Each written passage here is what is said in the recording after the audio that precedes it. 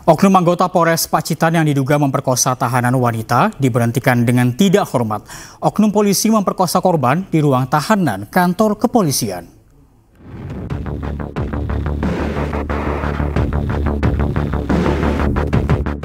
Bidang Propam Polda Jawa Timur akhirnya memutuskan pemberhentian tidak dengan hormat terhadap oknum polisi Polres Pacitan berinisial LC yang melakukan pemerkosaan terhadap tahanan wanita di Polres Pacitan. Diketahui aksi bejat oknum polisi tersebut dilakukan sejak bulan Maret hingga awal April. Aksi cabul ini dilakukan oleh oknum polisi sebanyak 4 kali di ruang berjemur tahanan wanita Polres Pacitan, Jawa Timur.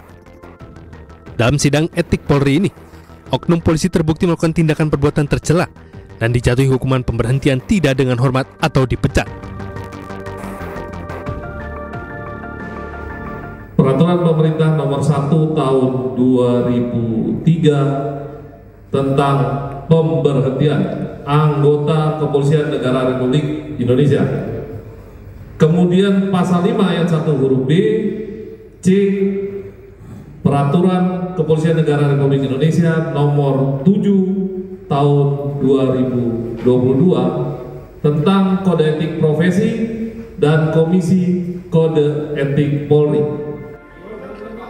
Usai menjalani hukuman kode etik profesi, kini LC oknum polisi cabul harus menghadapi ancaman pidana umum. Dari Surabaya, Jawa Timur, Rahmat Ilyasan, iNews melaporkan. Aktor Fachri Albar kembali tersandung kasus narkoba untuk ketiga kalinya. Berdalih ingin hilangkan beban pekerjaan, kali ini Fachri ditangkap karena kedapatan mengkonsumsi 4 jenis narkoba.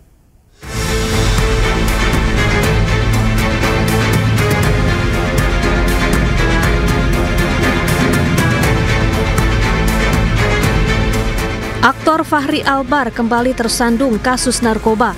Kali ini ia ditangkap polisi di rumahnya di kawasan Lebak Bulus, Jakarta Selatan Minggu lalu karena kedapatan mengonsumsi narkoba. Saat menggeledah rumah Fachri, petugas menemukan barang bukti beberapa jenis narkoba, yakni sabu, ganja, kokain, dan pil alprazolam.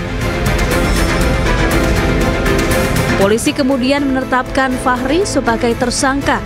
Ini merupakan penangkapan Fachri yang ketiga kalinya. Fachri mengaku mengonsumsi narkoba karena tekanan beban pekerjaan.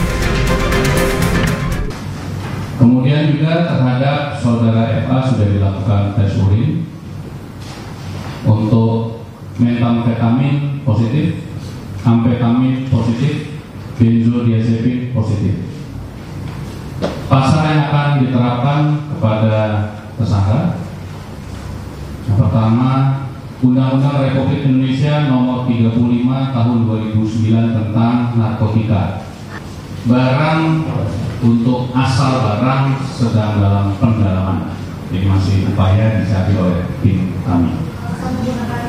Untuk alasan penggunaan, ini kebutuhan pribadi untuk menenangkan pikiran dengan menjalani kehidupan dan pekerjaan.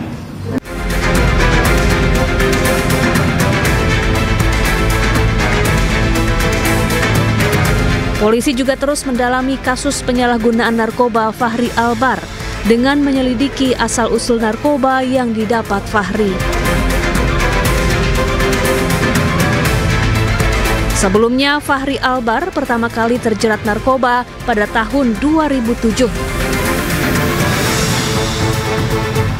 Saat itu, Fachri diburu polisi hingga masuk ke dalam daftar pencarian orang karena terlibat kasus narkoba ayahnya, Ahmad Albar. 11 tahun berselang, Fachri kembali berurusan dengan polisi lantaran kedapatan memiliki dan mengonsumsi narkoba di rumahnya. Fachri kemudian menjalani rehabilitasi. Tim Liputan iNews melaporkan. Pemirsa, beraksi di 7 TKP di area masjid, 3 orang DPO curanmor diringkus petugas kepolisian Polres Solok Kota di sebuah rumah kontrakan di Kota Solok, Sumatera Barat. Saat diciduk, pelaku tengah asyik berpesta sabu.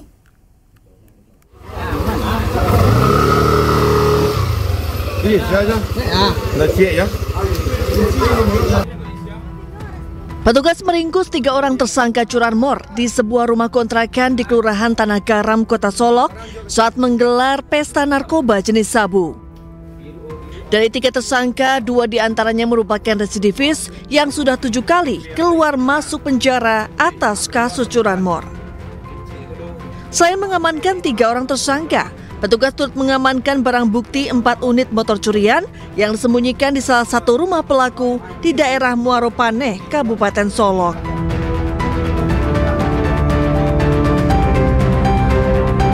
Sebelumnya aksi pelaku mencuri motor di parkiran sebuah masjid di Kota Solok terekam CCTV.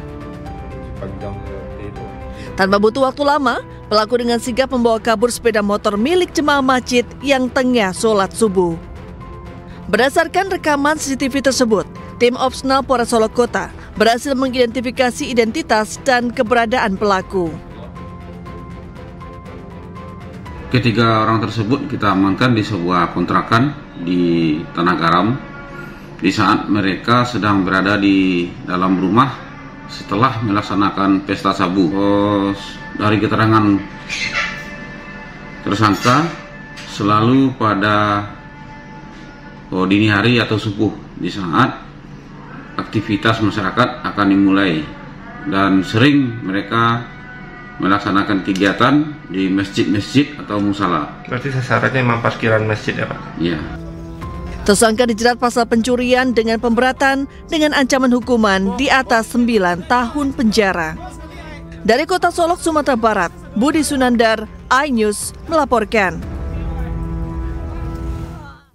Aksi seorang pria mencuri kotak infak di masjid di Kota Medan terekam kamera pengawas dan viral di media sosial.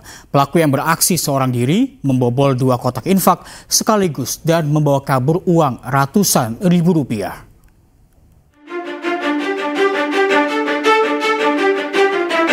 Rekaman CCTV merekam detik-detik seorang pria pencuri kotak infak menggunakan kaos hitam dan celana pendek masuk ke dalam Masjid Istiqomah di Jalan Amal Luhur, Medan, Sumatera Utara. Pelaku awalnya masuk ke dalam teras masjid. Memanfaatkan kondisi masjid yang sepi, pelaku langsung mengangkat 2 kotak infak sekaligus ke dalam area tempat sholat. Selanjutnya pelaku dengan cepat merusak gembok kotak infak menggunakan tang potong dan meraup habis isi uang kotak infak yang diperkirakan mencapai ratusan ribu rupiah. Andi, marbot masjid, mengatakan dirinya terkejut ketika melihat kotak infak sudah berada di dalam. Kan dalam ruangan masjid, tiba-tiba saya heran kan paginya setelah sebelum subuh kami memindahkan kotak infak ke luar pintu depan. Tiba-tiba pas saya mau kebersihan, saya tengok kok di dalam kotak infak ini, sudah pikir saya. Terus saya tengok udah nggak ada lagi kuncinya, udah dibobol. Terus saya periksa langsung ke CCTV, ternyata ada pembobolan. Meski belum membuat laporan ke polisian, pihak masjid memviralkan video ini ke media sosial agar masyarakat lebih waspada dengan pelaku. Sementara pelaku belum diketahui identitasnya.